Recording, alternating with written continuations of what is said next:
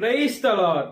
యేసుక్రీస్తు వారి పరిశుద్ధమైన నామంలో మీ అందరికి వందనాలు శుభాలు తెలియపరుస్తున్నానండి. యెహోషువ 1వ అధ్యాయం 6వ వచనం. నిన్ను విడువను, నిన్ను ఎడబాయను, నిర్భరము కలిగి ధైర్యముగా ఉండుము అని దేవుని వాక్యం సెలవిస్తుందండి. దేవుడు మనల్ని వదిలిపెట్టడు, మనల్ని ఎడబాయడు. మనం ఈ లోకంలో ధైర్యం తెచ్చుకోమని దేవుని వాక్యం సెలవిస్తుందండి. మన మనుషులందరూ మన చుట్టుపక్కల ఉన్నా మనము ఒంటరి వాళ్ళం అయినట్లుగా మన మనసుకి అనిపిస్తూ ఉంటుంది. అప్పుడు దేవుడు ఏం చెప్తున్నారంటే, భయపడద్దు, ధైర్యంగా ఉండమని దేవుడు చెప్తున్నాడండి. మనకు ఒక తెగులు వచ్చింది, కరోనా వైరస్ వచ్చింది. ఆ వైరస్ వచ్చి ఎంతమంది చనిపోయారో కానీ అనేక మంది నాకు వస్తుందేమని భయపడి అనేక మంది చనిపోయారండి. మనము భయపడి మన ప్రాణాలు పోగొట్టుకుంటున్నాం. అంటే మనం ఈ లోకంలో ఎక్కువ రోజులు బ్రతకాలి అనే ఆలోచన మనకు వస్తుంది. మనం భయపడుతున్నాం, అది వస్తే నా ప్రాణాలు పోతాయేమని అనుకుంటున్నాం. అయితే అది వచ్చినా రాకున్నా మనం ఈ లోకంలో బ్రతకాలంటే దేవుడు ఆశను పొరిగిస్తేనే బ్రతుకుతామండి. ఆ రోగం మనలోకి వచ్చినా కూడా మనం బ్రతికుండాలంటే దేవుడు ఆయుష్ని ఇవ్వాలా. మనం అది రాకుండా భయపడి బ్లడ్ ప్రెషర్ పెరిగిపోయి అనేక మంది చనిపోయారండి. అనేక మంది తల్లికి బిడ్డ లేరు, బిడ్డకి తల్లిదండ్రులు లేరు, అనాథలు అయిపోయి ఎవరికి వారు చనిపోయారు. అలాంటి మరణాలు దేవుడు తప్పించును గాక అని మనము ప్రార్థన చేస్తూ ఉండాలి. అయితే మనము ఒకటి ఏం జ్ఞాపకం చేసుకుంటే, మనం ఈ లోకంలో ధైర్యం ఉండాలండి. దేవుడు ప్రతి ఒక్క మనిషికి పిరికాత్మని ఇవ్వలేదా, దత్తపుత్ర ధైర్యం కలిగిన ఆత్మనిచ్చాడు. పిరికాత్మ ఎవరంటే సాతాను మనల్ని పిరికితనంలోకి తీసుకొని వెళ్ళాలని చూస్తుంది. సాతాను మనల్ని ఇబ్బంది పెట్టాలని చూస్తుంది.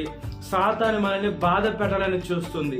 సాతాను మనల్ని శ్రమలకు తీసుకొని వెళ్ళాలని చూస్తుంది. కాబట్టి సాతాను పైన మనం జయము పొందుకునే బిడలుగా ఉండాలా. సాతాను పైన మనం విజయం పొందుకునే బిడలుగా ఉండాలా. మనకొక పరుగు ప్రయాణం ఉందండి.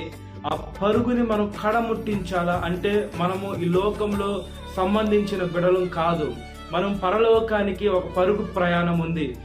ఏ మార్గం అంటే యేసుక్రీస్తు వారే మనకు మార్గము, సత్యము, జీవమై ఉన్నారు.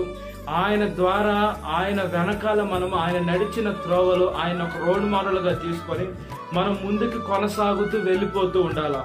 దేవుడికి కూడా ఇబ్బందులు వచ్చాయి, భయం వచ్చింది, దేవుడు మనుషులు శ్రమలు పెట్టారు. అన్ని వచ్చినా కూడా దేవుడు ధైర్యంగా ఉన్నాడని ఆయనకు తెలుసు. ఆయన సిలువ ఎక్కిస్తారని తెలుసు, ఆయన కొడరాలతో కొడతారని తెలుసు, ఆయన గాయపరుస్తారని తెలుసు, ఆయనపై ఉమ్ము వేస్తారని తెలుసు, ఆయనపై లేనిపోని నిందలు వేస్తారని తెలుసు. అన్నీ తెలిసినా కూడా యేసుక్రీస్తు వారికి భయం అనేది ఉండదా? ఆయనకి రక్త మాంసాలు ఉన్నాయి, ఆయనకు ఆకలేస్తుంది, ఆయనలో మనిషిలాగే రక్తం ప్రవహిస్తూ ఉంది, ఆయనకు అన్ని కోరికలు ఉన్నాయి. అయినా కూడా అవన్నీ చంపివేసుకొని దేవుడికి అన్ని తెలిసినా కూడా ఆయన ఈ లోకంలో ఎంత ధైర్యంగా ఉన్నాడండి. ఎందుకున్నాడు? నా బిడ్డలు నరకంలోకి వెళ్ళకూడదు, నా బిడ్డల్ని కాపాడాలా, నా రక్తంతో వాళ్ళని కడగాల, వాళ్ళని పరిశుద్ధపరచాలా అని యేసుక్రీస్తు వారు మనల్ని ఎంతగానో ప్రేమించారు. మనల్ని ఎంతగానో దేవుడు ఒక మంచి స్థాయిలో ఉండాలని మన పరలోకపు తండ్రి ఆశపడుతున్నారు. అయితే మనం దేవుడి దగ్గరికి రాకుండా ఈ లోకం దగ్గర నుంచి ఆనందాలు వెతుక్కుంటున్నాం, ఈ లోకపు దగ్గర నుంచి ప్రేమలు వెతుక్కుంటున్నాం, ఈ లోకము దగ్గర నుంచి మనుషుల్ని వెతుక్కుంటున్నాం. ఇవన్నీ మనకి తగ్గవండి. మనము దేవుని వైపు చూడాలా, దేవుని ఆత్మను కలిగిన బిడలుగా ఉండాలా. మనం దుష్టుడు, దుర్మార్గుడు, సాతాను, అపవిత్రుడి పైన మనం జయము పొందుకోవాలా, మనం విజయం పొందుకోవాలా. మన ఫోకస్ అంతా దేవుని పైనే ఉండాలండి. ఎప్పుడైతే మన ఫోకస్ దేవుని పైన ఉంటుందో మనల్ని ఖచ్చితంగా దేవుడు ధైర్యపరుస్తాడని దేవుని వాక్యము సెలవిస్తుంది. మనం బైబిల్ గ్రంథంలో ఒకసారి జ్ఞాపకం చేసుకున్నప్పుడు దానియేలు గారు సింహపు బోన్లో వేసినప్పుడు ఎంత ఆయన ధైర్యం వచ్చింది అంటే, సింహాలు తినివేసినా పర్వాలేదని తెగించుకున్నాడండి. మనము ఒక సింహాన్ని జూలోనిచ్చే ఇంత దగ్గరికి చూస్తే మన ప్రాణాలు ఎలా ఉంటాయి, అలాంటిది ఆయన చనిపోతాడు, ఆ సింహాలు ఆయన తినేస్తాయని ఆ రాజులు దాంట్లో వేసినప్పుడు ఆయన ఎంత ధైర్యంగా ఉన్నాడు, ఎంత బలంగా ఉన్నాడు, ఎంత నిర్భరంగా ఉన్నాడు. మనకి ఈ లోకంలో ధైర్యం ఎవరంటే దేవుడేనండి. మనుషులు మనల్ని ధైర్యపరుస్తారని అనుకుంటే అది మనం చాలా భ్రమపడాలా.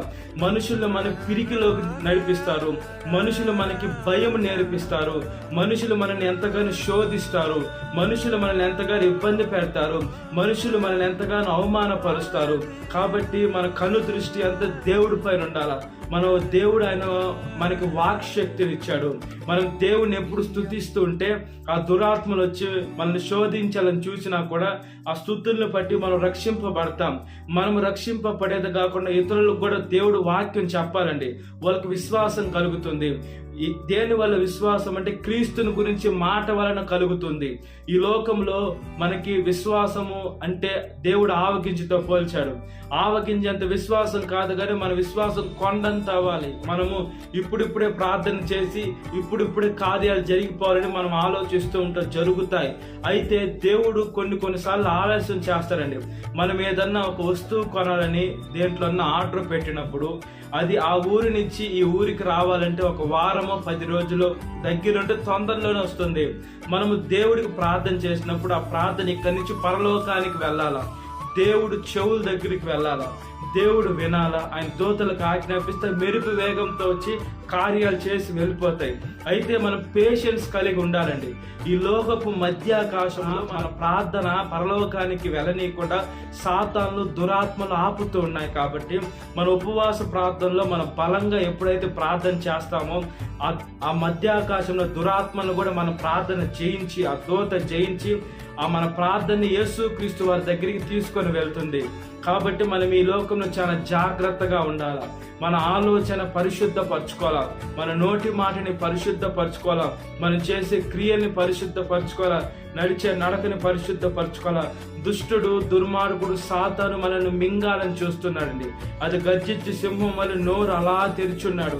దాని నోట్లోకి మనం వెళితే మనల్ని అది అమాంతంగా మింగివేస్తాడు. కాబట్టి మనం ఈ లోకంలో భయపడకూడదు, దిగులు పడకూడదు. మనకి శ్రమలు, బాధలు, కష్టాలు ఈ లోకం నుండి వాళ్ళందరూ వ్యతిరేకులై మన మీదకి వచ్చినా కూడా మనం దిగులు పడకుండా, జడియకుండా, బలంగా, బలిష్టంగా దేవుళ్ళు రెక్కలు మనకు ఆశ్రయాన్నిస్తాయి. కాబట్టి ఆయన బలిష్టమైన రెక్కల కింద మనం దీన మనస్కులై ఉంటే, మనల్ని మనం తగ్గించుకుంటే, మనల్ని మనం దేవుడి పాదాల దగ్గరికి సమర్పించుకుంటే, మనం దేవుడి దుమ్ముతో కూడా సమానం కాదు. మనం ఒకసారి జ్ఞాపకం చేసుకున్నప్పుడు భూమి దేవుడి పాదపీఠం అన్నప్పుడు మన దేవుడు పాదాల దగ్గర దుమ్ముతో కూడా సమానం కాదు. అలాంటి మన కోసం ప్రాణం పెట్టాడు. కాబట్టి మనం ఈ లోకంలో ధైర్యంగా దేవుని సువార్తలో మనం ముందుకు కొనసాగినట్లుగా ప్రార్థన. మహాపరిశుద్ధ ఆత్మదేవ, మా ప్రియ పరలోకమందున తండ్రి, అయ్యా మీ దత్తపుత్ర ఆత్మని మాకు దయచేయమని అడుగుచున్నామయ్యా. వాళ్ళ భయము తీసివేయండి అయ్యా, పిరికి ఆత్మను తీసివేయండి అయ్యా. మీ జీవం కలిగిన గొప్ప పరలోక ఆత్మని మాకు ఇవ్వమని అడుగుచున్నాము దేవా. పరిశుద్ధుడా, సర్వశక్తిమంతుడా, సర్వాధికారం కలిగిన మా నాయన, రాజులకు రాజా, ప్రభువులకు ప్రభువా, యూదా గోత్రపు సింహమా, మమ్మల్ని జ్ఞాపకం చేసుకోండి అయ్యా. అయ్యా మాలో పిరికి ఆత్మని తీసివేయండి అయ్యా. మీ దత్తపుత్ర బలమైన బలిష్టమైన గొప్ప ఆత్మని మాకు ఇవ్వండి. మీ ఆత్మ పూర్ణుడిగా మేము నడిచి మా జీవితాన్ని మేము పరలోకానికి తీసుకొని వెళ్ళడానికి, మా గమ్యానికి మేము తీసుకొని వెళ్ళేదానికి తండ్రి మమ్మల్ని జ్ఞాపకము చేసుకోమని అడుగుచున్నాము దేవా. పరిశుద్ధుడా, సర్వశక్తిమంతుడా, రాజులకు రాజా, ప్రభువులకు ప్రభువా, యూదా గోత్రపు సింహమా, మేము ప్రార్థన చేస్తున్నాం. మా ప్రార్థన దయతో ఆలకించండి. ఆమె నన్ను ముద్ర వేయండి అయ్యా. ప్రతి ఒక్క యవనస్తురాలను కాపాడండి ప్రభువా. యవన వయసులో కాడి మోట నడునికి వెళ్ళదు మోపినవాడు యెహోవాయే. కాబట్టి మీ కాడి సక్రమంగా మోసేదాన్ని సహాయం దయచేయండి అయ్యా.